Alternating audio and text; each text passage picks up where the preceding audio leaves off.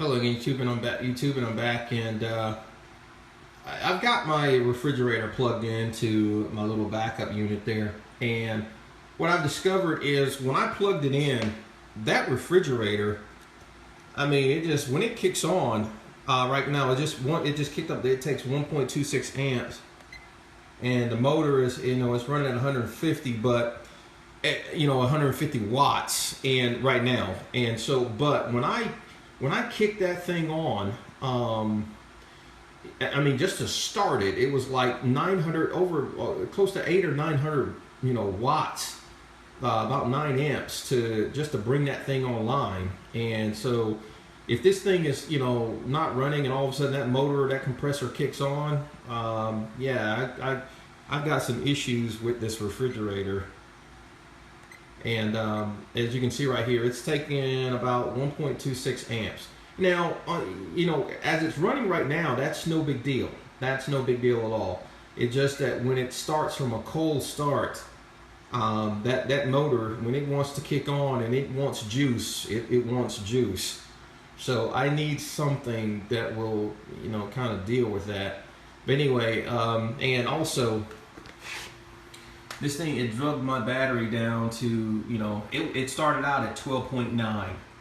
And so it just by this alone, it drug it down by 6 volts.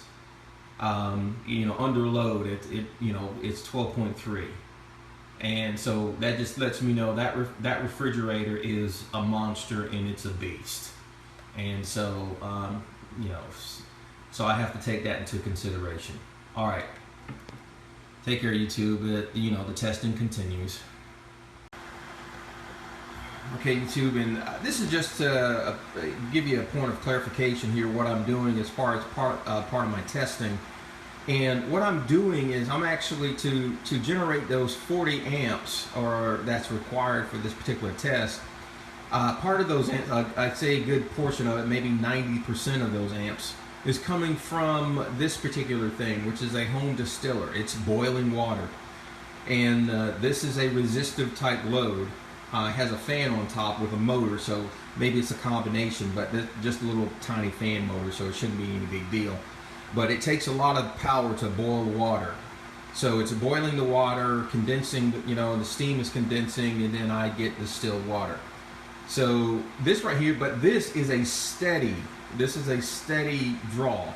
That boiler is not, going up and down, up and down, up and down to such a degree to where, it's requiring a lot of power.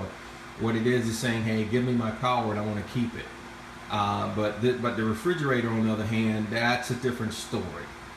But anyway, so the point that I'm getting at, it seems to me that if you got something like an iron or I don't know, maybe something like this, then it may not hurt it. I mean, you can actually probably get away with using it for the length of time. But as I said, I've been using this thing here for about 3.5, going on 4 hours now, almost 4 hours, and at a steady draw. And the system, as you can see, the lights are still on and the unit is still going. And you can see right there, the container is like half full. But anyway, just one, a point of clarification and comparison. Obviously, this is not a refrigerator. Now, if I was not running this distiller, I think the refrigerator would be a lot better off, because even though it has a huge draw, it'll draw up to like 9 amps to start.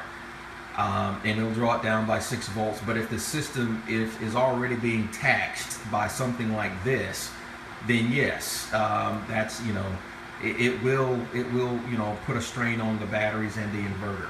Okay, all right, take care, YouTube, and I'll be back with